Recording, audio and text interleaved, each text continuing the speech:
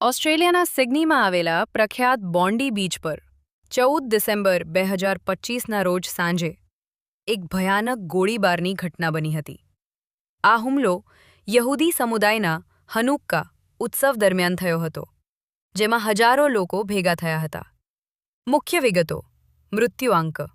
અહેવાલો અનુસાર 10થી 12 લોકો માર્યા ગયા છે. ઘણા સ્ત્રોતોમાં 12 મૃત્યુની પુષ્ટિ થઈ છે. ઘાયલ: 11થી 29 લોકો ઘાયલ થયા છે, જેમાં 2 પોલીસ અધિકારીઓ પણ સામેલ છે.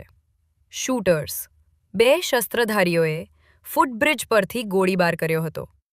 એક શૂટર પોલીસની ગોળીએ માર્યો ગયો, બીજો ગંભીર રીતે ઘાયલ થયો અને હિરાસતમાં છે. એક સાહસિક નાગરિકે એક શૂટરને પકડીને તેનું શસ્ત્ર છીનવી લીધું હતું, જેનાથી ઘણા જીવ બચ્યા.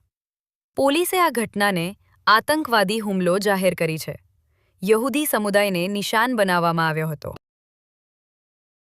કેટલાક સંદિગ્ધ વિસ્ફોટકો મળી આવ્યા હતા, જેની તપાસ ચાલુ છે.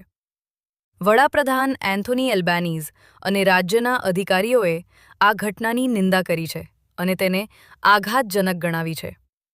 હાલમાં કોઈ સક્રિય શૂટરનો ખતરો નથી, પરંતુ વિસ્તાર હજુ પણ બંધ છે અને તપાસ ચાલુ છે.